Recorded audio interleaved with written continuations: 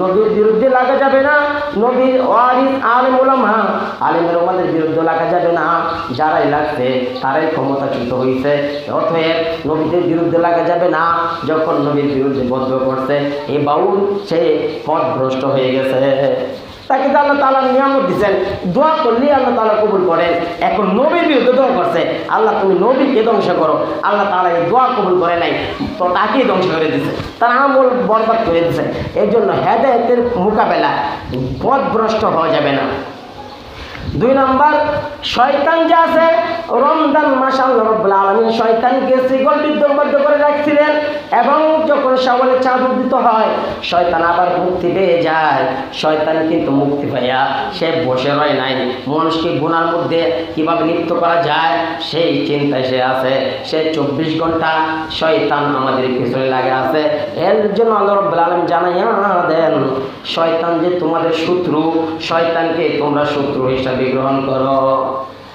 আল্লাহ রাব্বুল আলামিন বলেন, ইন্নাশ শাইতানা লাকুম আদুউন ফাত্তাখিযুহু আদুওয়া। শয়তান নিশ্চয়ই শয়তান হলো শত্রু, নিশ্চয়ই শয়তান হলো প্রকাশ্য শত্রু। শয়তানকে তোমরা শত্রু হিসাবে গ্রহণ করো। কারণ শয়তান যেন আল্লাহ রাব্বুল আলামিনের এমন ইবাদত করেছেন। আল্লাহ তাআলা যখন বলছে আদম আলাইহিস সালামকে সিজদা করো, সে তখন অহংকার করেছে। সে অহংকারী হিসাবে বলে, আনা খায়রুম মিনহু খলাকতানি মিন নার ওয়া খলাকতাহু মিন তিন। সে আল্লাহর সাথে যুক্তি পেশ করছে, বলে ও আল্লাহ, আমি হলাম আনা খায়রুম মিনহু, আমি হলাম তার থেকে উত্তম। খলাকতাহু মিন নার, আপনি আমাকে বানাইছেন আগুন দিয়া। ওয়া খলাকতাহু মিন তিন, তাকে বানাইছেন মাটি দিয়া। মাটির কাজ হলো নিচের দিকে যাওয়া, আগুনের কাজ হলো উপর দিকে উঠা। আমি উপর দিকে লুক হইয়া আমি তার দিকে মাথা নত করব না। সে যুক্তি পেশ করছে। আল্লাহ রাব্বুল আলামিন বলেন, তুমি মওজুদ আম্মা বা'দু ফাআউযু বিল্লাহি মিনাশ শাইতানির রাজীম। বিসমিল্লাহির রাহমানির রহিম। ইয়া আইয়ুহাল্লাযীনা আমানু লা তারফা'উ আসওয়াতাকুম ফাওকা সাওতিন নাবী ওয়া লা তাজহারু লাহু বিল কওলি কাজহরি বা'দিকুম লিবা'দিন আন তাহবাতা আ'মালুকুম ওয়া আনতুম লা তাশ'উরুন। وقال النبي صلى الله عليه وسلم، من صام رمضان ثم أتبعه 6 من شوال كان كصيام الدهر كله، أو كما قال النبي عليه الصلاة والسلام. آمنت بالله صدق الله المولانا العظيم وصدق رسوله النبي الكريم، ونحن على ذلك من الشاهدين والشاكرين والذاكرين، والحمد لله رب العالمين. شغل درود شريف পড়ি। اللهم صل على محمد وعلى آل محمد كما صليت على إبراهيم وعلى آل إبراهيم إنك حميد مجيد. اللهم بارك على محمد وعلى آل محمد كما باركت على إبراهيم وعلى آل إبراهيم إنك حميد مجيد. بلغ العلا بكماله كشف الدجى بجماله حسنت جميع خصاله صلوا عليه وآله. سبحانك لا علم لنا إلا ما علمتنا إنك أنت العليم الحكيم. رب اشرح لي صدري ويسر لي أمري واحلل عقدة من لساني يفقهوا قولي আলহামদুলিল্লাহ আল্লাহ রব্বুল আলামিনের দরবারে লাখো কোটি শুকর যে আল্লাহ তাআলা আমাদেরকে দীর্ঘ এক মাস সিয়াম সাধনা পালন করার পর শাওয়াল মাসের প্রথম জুমার নামাজ আদায় করার লক্ষ্যে মসজিদে আসার বছর তৌফিক দিয়েছেন। সেই জন্য মহান প্রভুর দরবারে কালিমাতুশ শুকরিয়া আদায় করি, বলি আলহামদুলিল্লাহ। আল্লাহ রব্বুল আলামিন আমাদেরকে দীর্ঘ এক মাস আল্লাহ তাআলার ইবাদত, সিয়াম, কোরআন তেলাওয়াত, তারাবির নামাজ আল্লাহ তাআলা এগুলো আমাদের দ্বারা করাইছেন। যারা আল্লাহ তাআলার মুমিন বান্দা তারাই এই কাজ করতে পারছে।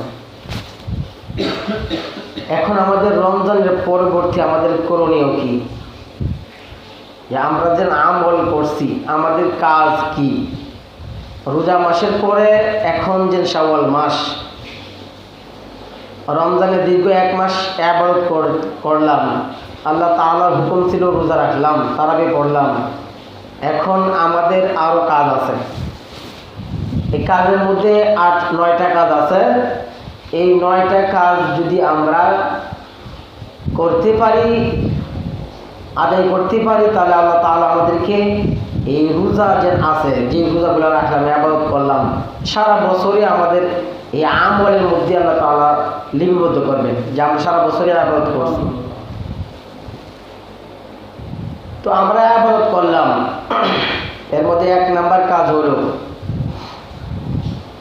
আমল যে করলাম, এই আমল যেন নষ্ট না হয়। আমল নষ্ট কিভাবে হয়? আল্লাহ রাব্বুল আলামিন বলেন, ওয়ালা তাকুনু কাল্লাযীনা নাগাদু গাযলাহা মিন বা'দি কুওয়াতিন আনকাসা। আল্লাহ রাব্বুল আলামিন বলেন, তোমরা ওই মেয়ে মানুষের মতো হইও না, ওই মহিলার মতো হইও না যে মহিলা সুতা দিয়া রশি পাকাইছে, আবার এই রশি পাকানোর পর এটাকে আবার টুকরা টুকরা করে ফেলছে। এত কষ্ট করিয়া রশি যে পাকাইলো, সুতা পাকাইলো, এখন এটাকে আবার কেটে ফেললো। এমন আমল করিও না। এত কষ্ট করিয়া ইবাদত করেছ, এমন ইবাদত করার কারণে তুমি আমল নষ্ট করিও না। আল্লাহ তাআলা তোমার এই আমল যে করেছো, আমল নষ্ট করিও না। আমল কিভাবে নষ্ট হয় আল্লাহ রাব্বুল আলামিন জানাইয়া দেন। আল্লাহ তাআলা বলেন, ওয়ালা তাকুনু কাল্লাযীনা কাযযাবু বিআয়াতিনা ওয়া লিকাইল আখিরাতি হাবিতাত আ'মালুহুম। আল্লাহ রাব্বুল আলামিন বলেন, ওয়াল্লাযীনা কাফারু ওয়াল্লাযীনা তাকওয়ালা তাকুনু কাল্লাযীনা কাযযাবু বিআয়াতিনা। আল্লাহ রাব্বুল আলামিন জানায়া দেন, যারা আমার আয়াতকে অস্বীকার করে, আমি কোরআন যে নাযিল করছি, এই একটা আয়াত মানলো, আরেকটা মানলো না। যেটা বুঝে আসে সেটা মানা হয়, আর যেটা বুঝে আসে না সেটা মানে না। আল্লাহ তাআলা বলেন, ওয়াল্লাযীনা কাযযাবু বিআয়াতিনা ওয়া লিকাইল আখিরাতি। 1 নাম্বার তোমরা আমার আয়াত মানো না, 2 নাম্বার হলো ওয়া লিকাইল আখিরাতি হাবিতাত আ'মালুহুম। আমার যে আখিরাত আছে, আখিরাত তোমরা বিশ্বাস করো না। দুনিয়াতে তোমরা উল্টা পাল্টা করে চলো, তোমরা আখিরাত বিশ্বাস করো না। ওয়ালা হাবিতাত আ'মালুহুম, যারা আমার আয়াত মানবে না, আমার আখিরাত বিশ্বাস করবে না, হাবিতাত আ'মালুহুম, তার আমল সমূহ আমি ধ্বংস করে দিব। সুবহানাল্লাহ। আমরা যে ইবাদত করলাম, এই ইবাদত কখন ধ্বংস হবে, কখন ডিলেট হয়ে যাবে? যখন আল্লাহ তাআলার আয়াত না মানা হবে, আখিরাতকে অবিশ্বাস করা হবে, আল্লাহ তাআলা এই আমল ধ্বংস করে দিবেন। এই আমল ধ্বংস করে দিবেন। আল্লাহ রাব্বুল আলামিন আরো বলেন, আমল ধ্বংস হয়ে যায় যে আয়াত তেলাওয়াত করছি। আল্লাহ রাব্বুল আলামিন বলতেছেন, ইয়া আইয়ুহাল্লাযীনা আমানু লা তারফাউ আসওয়াতাকুম। হে ঈমানদারের দল, ও ঈমানদারের দল, ইয়া আইয়ুহাল্লাযীনা আমানু লা তারফাউ আসওয়াতাকুম ফাওকা সাওতিন নবী। ও ঈমানদারের দল, তোমরা যে মজলিসের মধ্যে তোমাদের নবী উপস্থিত, যেই মজলিসের মধ্যে নবী আছে, এই নবীর থাকার কারণে ويا أيها الذين آمنوا لا ترفعوا أصواتكم فوق صوت النبي أي তোমরা এমন কাজ করিও না ওয়ালা তাজহারু লাহু বিল কওল যেখানে নবী উপস্থিত আছেন নবীর আওয়াজের চেয়ে তোমার আওয়াজ যেন উঁচু না হয় যেখানে উপস্থিত নবী আছেন নবীর আওয়াজের চেয়ে তোমার আওয়াজ যেন উঁচু না হয় যদি উঁচু হয়ে যায় যখন উঁচু হয়ে যায় ইয়া আইয়ুহাল্লাযীনা আমানু লা তারফাউ আসওয়াতাকুম ফাওকা সাওতিন নবী ওয়া লা তাজহারু লাহু বিল কওল কাজহারি বা'দিকুম লিবা'দিন যদি তোমার আওয়াজ রাসূলের আওয়াজের চেয়ে উঁচু হয়ে যায় ওয়ালা ইয়াগতাব বা'দুকুম বা'দান আন তাহবাতু আমালুকুম তোমার যে আমল আছে এই আমলকে ধ্বংস করে দেওয়া হবে ওয়ালা তাহবাতু আমালুকুম ওয়া আনতুম লা তাশউরুন তোমাদের যে আমল ধ্বংস করে দেওয়া হবে তোমরা তা টের পাইবা না এই জন্য এই আয়াত যখন নাযিল হয় সাহাবায়ে কেরাম রাসূল সাল্লাল্লাহু আলাইহি ওয়াসাল্লামের সামনে এমন সাইলেন্ট হয়ে গেছে আল্লাহ রাসূল সাল্লাল্লাহু আলাইহি ওয়াসাল্লাম সাহাবীদেরকে জিজ্ঞাসা করেন ও সাহাবায়ে কেরাম এই জিনিসটা কি সাহাবায়ে কেরাম এরকম ভাবে আস্তে আওয়াজে আস্তে আস্তে কথা বলতেছে আল্লাহ রাসূল কান পর্যন্ত আসে না আল্লাহ রাসূল বলেন কি বলো আমি শুনতেছি না আবার বলো সাহাবী আবার আস্তে আস্তে বলতেছেন আল্লাহ রাসূল বলেন তুমি কি বলো আমি শুনতে পারতেছি না একটু জোরে বলো এ সাহাবী বলছো পয়গম্বর যে আয়াত নাযিল হয়েছে আল্লাহ তাআলা নির্দেশ করেছেন যেখানে রাসূল উপস্থিত এই রাসূলের কথার চেয়ে যদি জনগণের কথা যদি উচ্চ হয়ে যায় তাহলে তোমার আমলগুলা ধ্বংস হয়ে যাবে আল্লাহ রাসূল সাল্লাল্লাহু আলাইহি ওয়াসাল্লামকে এমন অনুসরণ করছেন অনুগত করছেন আল্লাহ রাব্বুল আলামিন বলেন আর কোন কারণে আমল ধ্বংস হয়ে যায় আল্লাহ রাব্বুল আলামিন বলেন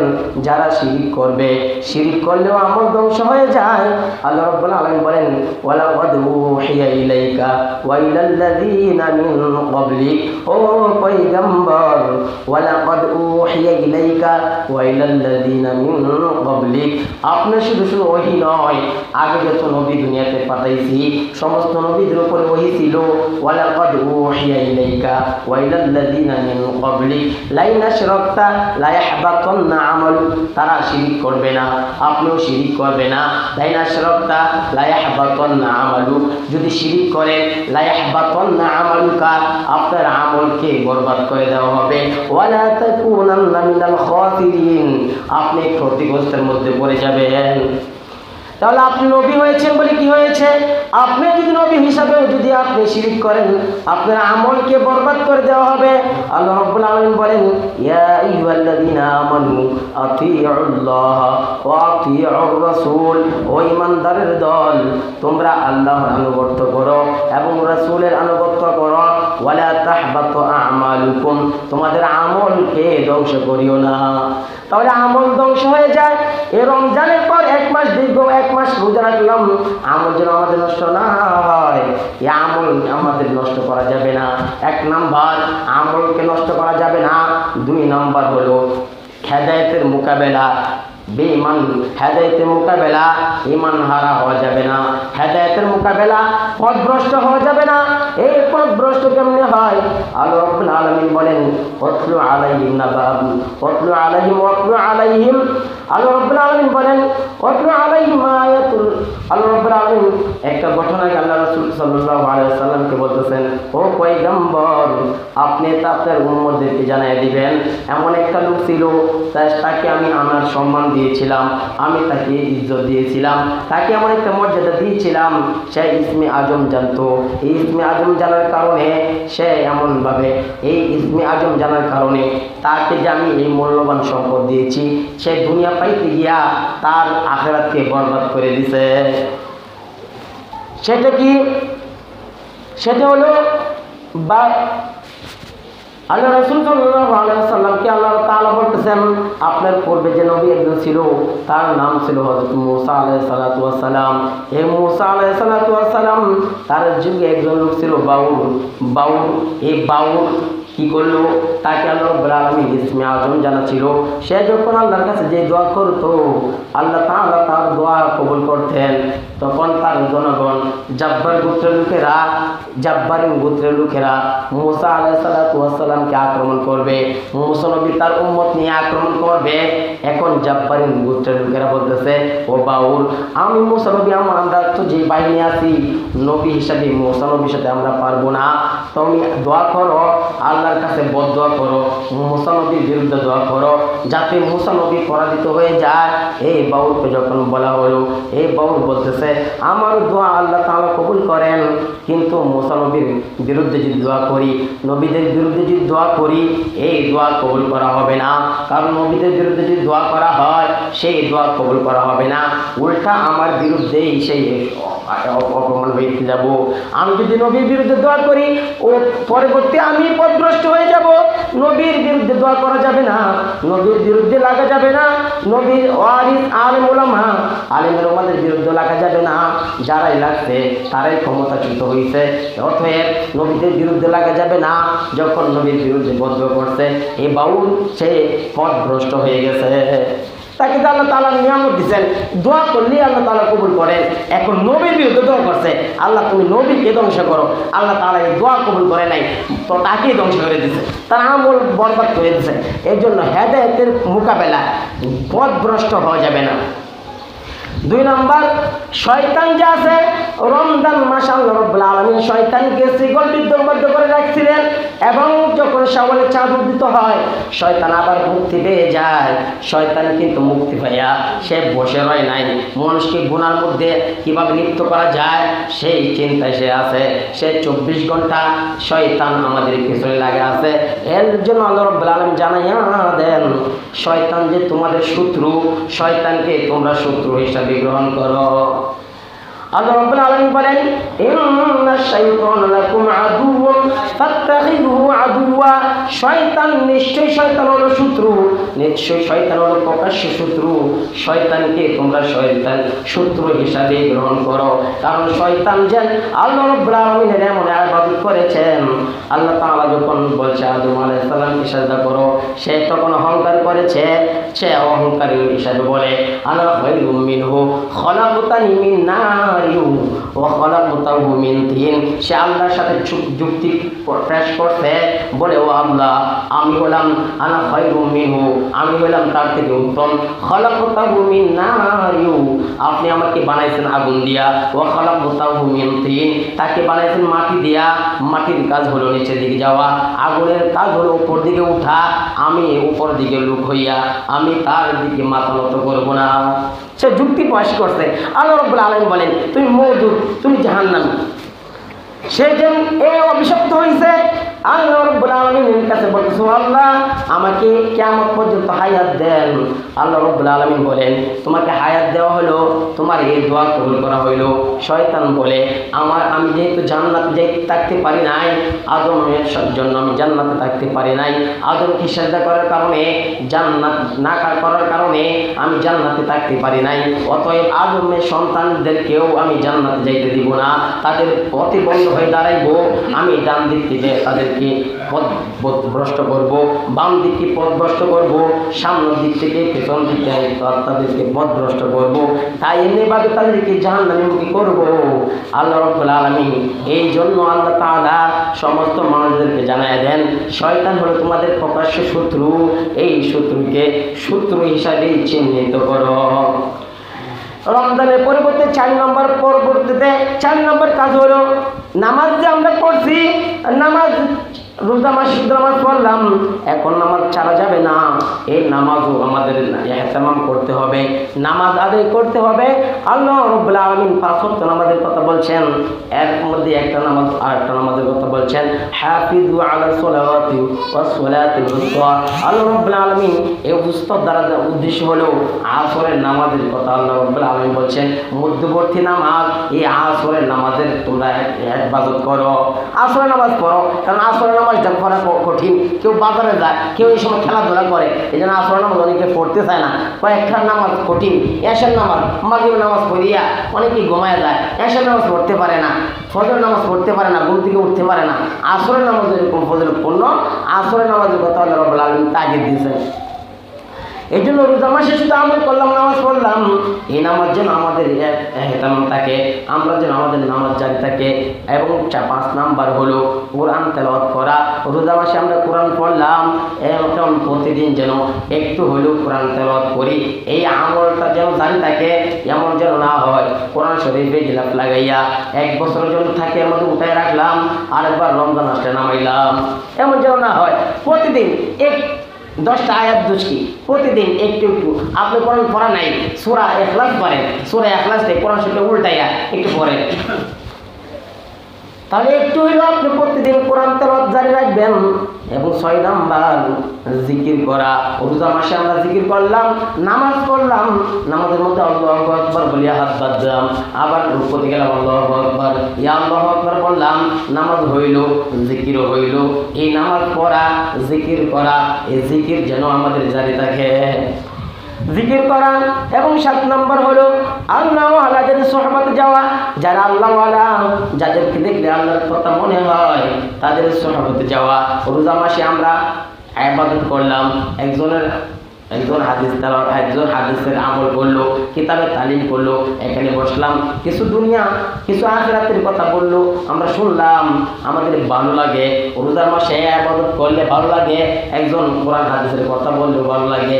এই ভালো লাগাটা যখন আল্লাহ ওয়ালাদের সুন্নতে প্রতিদিন যাইবেন, সপ্তাহে একদিন হলে যাইবেন, আপনার ভিতরে ভালো লাগাটা এটা সবসময় কাজ করবে, শুধু রোজা মাসে নয়, সবসময় কাজ করবে।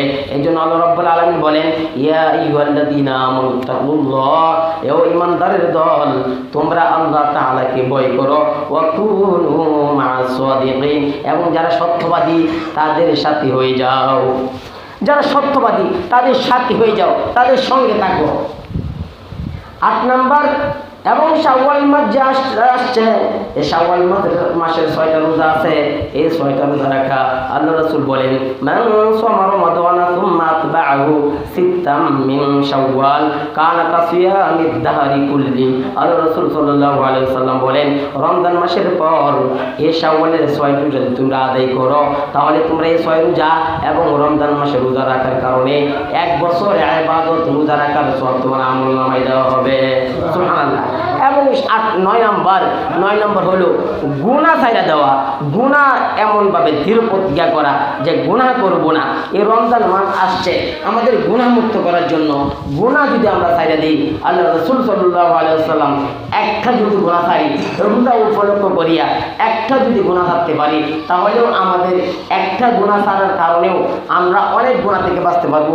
আল্লাহ রাসূল সাল্লাল্লাহু আলাইহি ওয়াসাল্লামের কাছে এক যুবক এসে বলতেছে, ও পয়গম্বর, আমি এমন গুনাহগার, আমি কেমন কোনো গুনাহ নাই যা আমার দ্বারা সংগঠিত হয় নাই, এখন আমি সব গুনাহতে একবারে ছাড়তে পারবো না, আমাকে একটা দেন, আমাকে একটা দেন যে এই গুনাহটা আর করবো না, এই কয়েকদিন ওকে অভ্যাস করবো, পরে আস্তে আস্তে ছাড়বো। আপনি যারা বিড়ি সিগারেট খান, ডাক্তারে আপনাকে বলে না এটা খাইতে পারতেন না, যখন বলে খাইতে পারতেন না, কয়েকবার তো পারতাম না, আগে খাইতাম 1 প্যাকেট, আধা প্যাকেট করে খাওয়া লাগবো, নাহলে 3 বেলা ভাত খাওয়ার পরে একটা করে টান দেওয়া লাগবে। একবার তো ছাড়া যাবে না, যেটা অভ্যস্ত হয়ে গেছে, একবারে ছাড়তে পারবো না।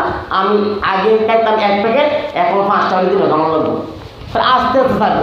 এই সাহাবী বলতেছে, ও পয়গম্বর, আমি এমন গুনার মধ্যে আসক্ত, এমন কোনো গুনাহ নাই করি নাই, এখন যদি আমাকে এতগুলা দেন, এগুলা ছাইড়া দাও, সবগুলো ছাড়তে পারবো না, একটা দেন যে এই গুনাহটা আগে ছাড়ো, আস্তে আস্তে অভ্যস্ত হয়ে যাবে, আর একটা নিব।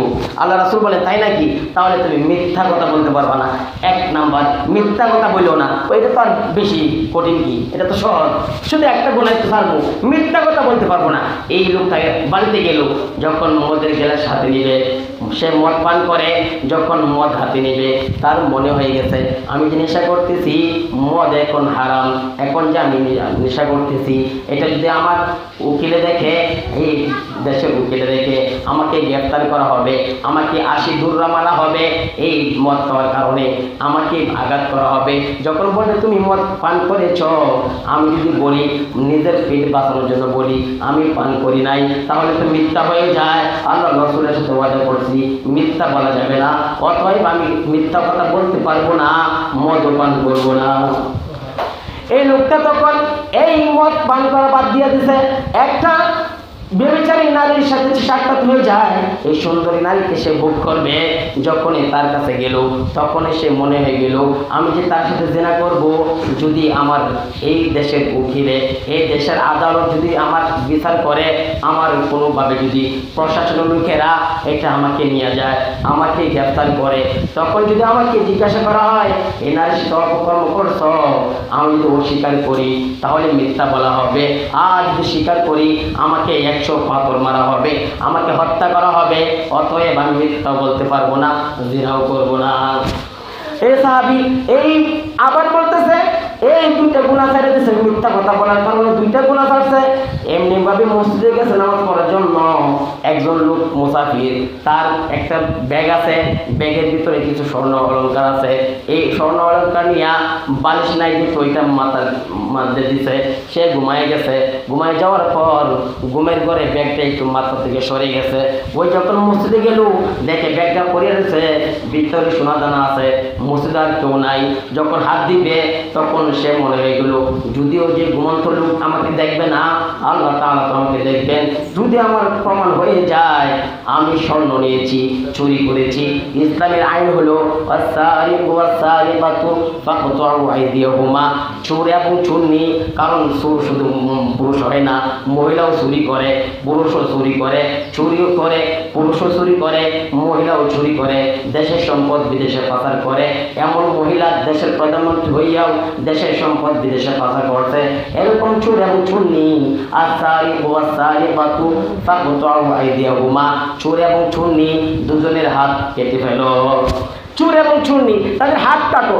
এই লোক বলতেছে আমি যদি এখন এই ব্যাগ চুরি করি আর যদি প্রমাণিত হয় আমি মিথ্যা কথা বলতে পারবো না, আর যদি মিথ্যা না বলে আমার হাত কাটা হবে, অতএব আমি মিথ্যাও বলবো না, চুরিও করবো না। এই একটা গুনাহ ছাড়ার কারণে সে চুরি করে নাই, জিনা করে নাই, মদ পান করে নাই। যখন আমরা রাসূলের কাছে গেল, ও পয়গম্বর আপনি এমন একটা মেডিসিন দিয়েছেন, একটা শুধু মিথ্যা কথার কারণে আমার কোনো গুনাহ করতেই মন চায় না, কোনো গুনাহ করতে মন চায় না। তাহলে মিথ্যা কথা, মিথ্যা যদি ছাড়া যায় তাহলে মিথ্যার মাধ্যমেও অনেক গুনাহ থেকে বাঁচা যায়। এই জন্য আমরা চেষ্টা করি না, এমন শয়তান আমাদেরকে গুনার মধ্যে নিয়ে আবদ্ধ খাওয়াইতেছে। শয়তান থেকে আমরা যে বাঁচবো, নিজেদেরকে এমন অলস হয়ে গেছি, এত অলস হইলে না যেন কুত্তা যদি মুখের মধ্যে প্রস্রাব করে, এটা যদি কুত্তা না তাড়ানো যায় তাহলে এর মতো অলস আর নাই।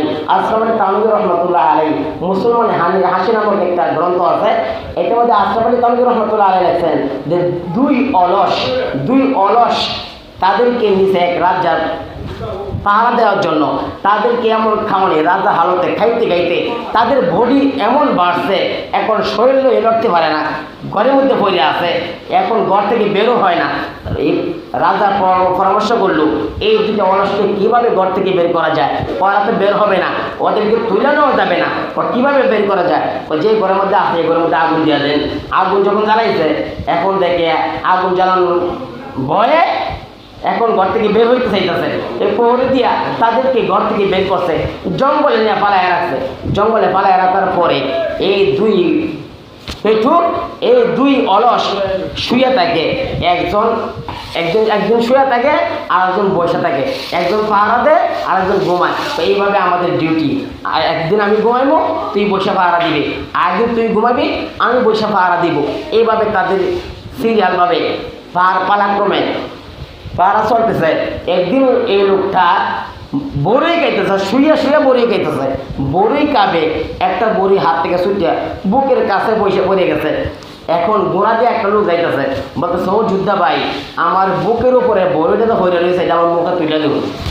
কেমন অলস, কই তোমার বুকের উপরে বড়ই, এটাকে তোমার ইচ্ছা করে তোমার মুখে দিতে পারো, এটা আমার থেকে বলতেছে গোড়া থেকে নামিয়ে গিয়ে তোমার মুখে তুলে দিতাম।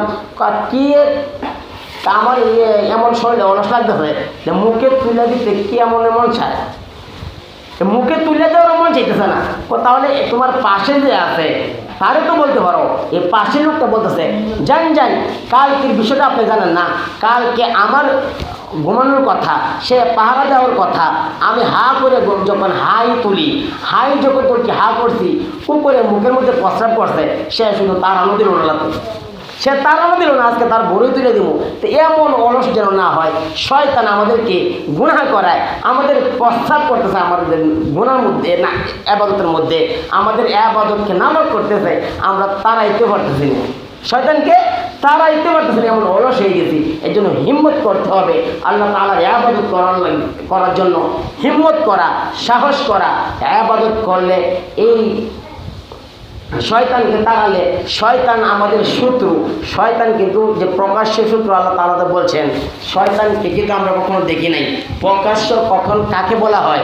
যে জিনিসটা দেখা যায় তাকে বলা হয় প্রকাশ্য, আর যাকে দেখা যায় না সেটাকে বলা হয় গোপন। কিন্তু শয়তানের সাথে আমাদের কখনো চা নাস্তা একসাথে খাইছি না, চা নাস্তা একসাথে খাওয়া হয় নাই। শয়তান আমাদেরকে কখনো বলে নাই আসো এদিকে যাই, গুনার কাজে যাই।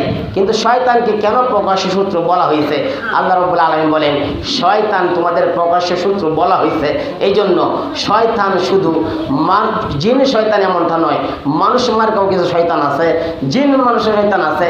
আল্লাহ রাব্বুল আলামিন এই জন্য আল্লাহ রাসূল সাল্লাল্লাহু আলাইহি সাল্লাম আল্লাহর কাছে শুধু জিন শয়তান থেকে পানা চান নাই। আল্লাহ রাসূল বলেন, আল্লাহ তাআলার পবিত্র সূরা নাসে, কোরআনের মধ্যে সূরা নাসে বলছে মিনাল জিন্নাতি ওয়ান নাস, আমাকে মানুষ শয়তান এবং জিন্নাত শয়তানের থেকে পানা চাই। আল্লাহ তোমার কাছে মিনাল জিন্নাতি ওয়ান নাস, মানুষ শয়তান এবং জিন শয়তান থেকে তোমার কাছে পানা চাই।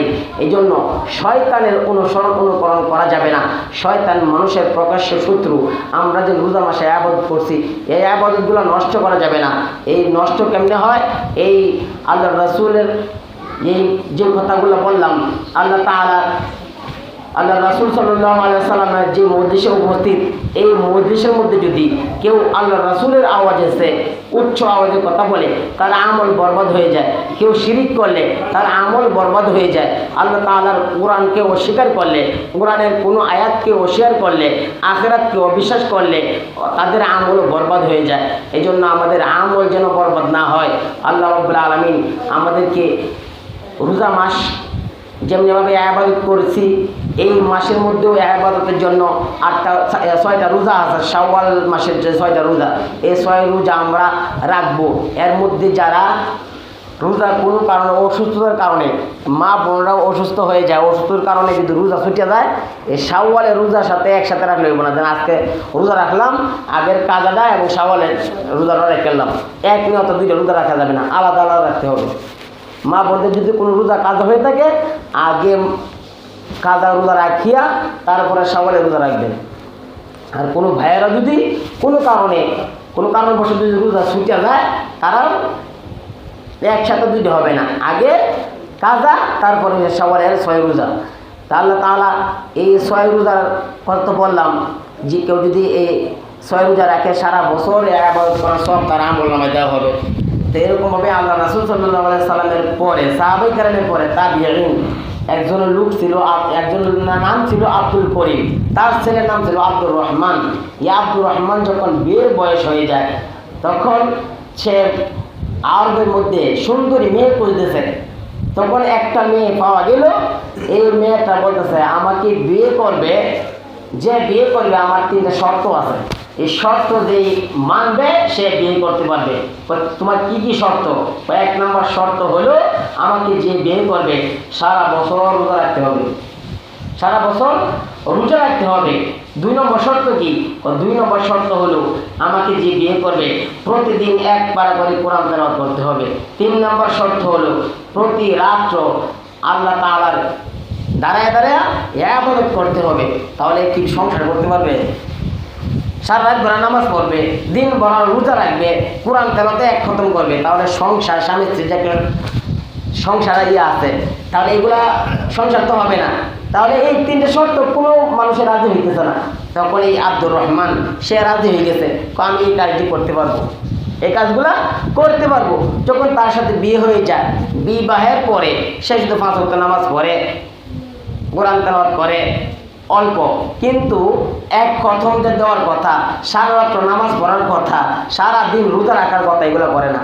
তখন আল্লাহ রাসূল সাহাবীর কাছে গিয়ে অভিযোগ করছে মেয়ে যে আমাকে যার সাথে বিবাহ দেওয়া হয়েছে শর্ত ছিল, আমার 3টা শর্ত সে পূরণ করে নাই, কি তাকে নিয়ে আসো। এই লোকটাকে যখন নিয়ে আসলো, তোমার শর্ত এগুলো ছিল, তুমি পালন করো নাই কেন? আমি পালন করতেছি। কীভাবে পালন করতেছো? তোমার স্ত্রী তো সাক্ষী দিতেছে, তুমি পালন করতেছো না।